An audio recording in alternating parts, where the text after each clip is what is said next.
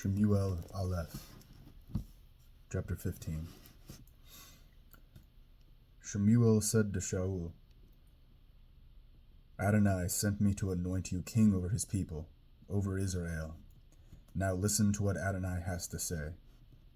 Here is what Adonai Zvaot says. I remember what Amalek did to Israel, how they fought against Israel when they were coming up from Egypt. Now go and attack Amalek, and completely destroy everything they have.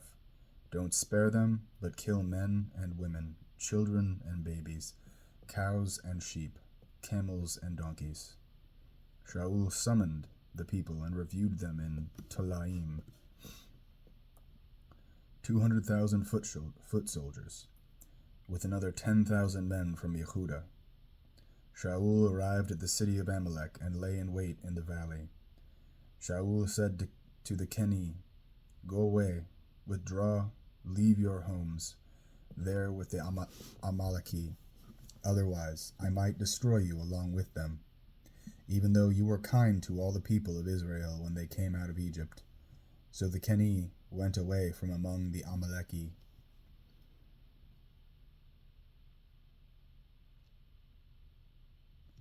Then Sha'ul attacked Amalek, starting at Havilah and continuing toward Shur, at the border of Egypt. He took Agag, the king of Amalek, alive, but he completely destroyed the people, putting them to the sword. However, Sha'ul and the people spared Agag, along with the best of the sheep and cattle, and even the second best, also the lambs, and everything that was good. They weren't inclined to destroy these things, but everything that was worthless or weak they completely destroyed. Then the word of Adonai came to Shemuel. I regret setting up Sha'ul as king, because he has turned back from following me and hasn't obeyed my orders. This made Shemuel very sad, so that he cried to Adonai all night. Shemuel got up early in the morning to meet Sha'ul.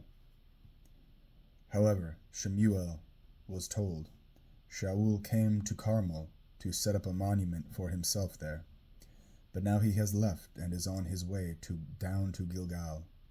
Shemuel went to Sha'ul. Shemuel went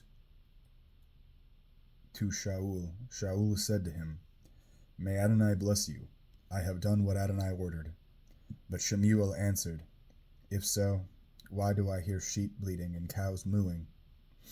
Sha'ul said, They brought them from the Amaleki, because the people spared the best of the sheep and cattle to sacrifice to Adonai your God, but we completely destroyed the rest. Then Shemuel said to Sha'ul, Stop. I'm going to tell you what Adonai said to me last night. He said, Speak. Shemuel then said, You may be small in your own sight, but you are head of the tribes of Israel. Adonai anointed you king over Israel. Now Adonai sent you on a mission and told you, Go and completely destroy the Amalek, those sinners. Keep making war on them until they have been exterminated. Why did you seize the spoil instead of paying attention to what Adonai said? From Adonai's viewpoint, you have done an evil thing.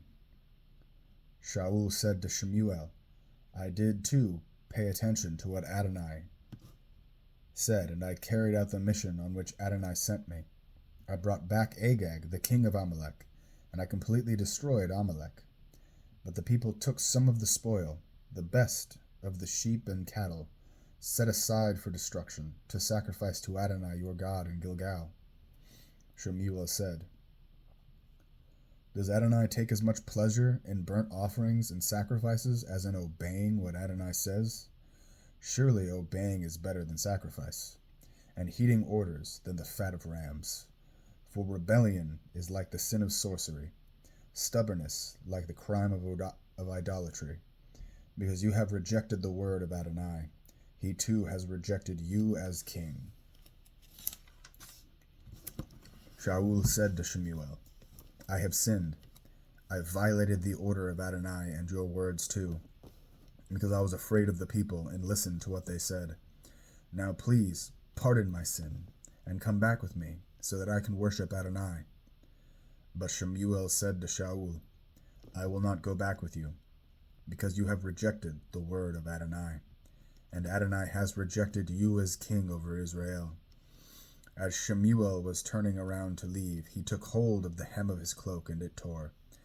Shemuel said to him, Adonai has torn the kingdom of Israel away from you today, and given it to a fellow countryman of yours, who is better than you.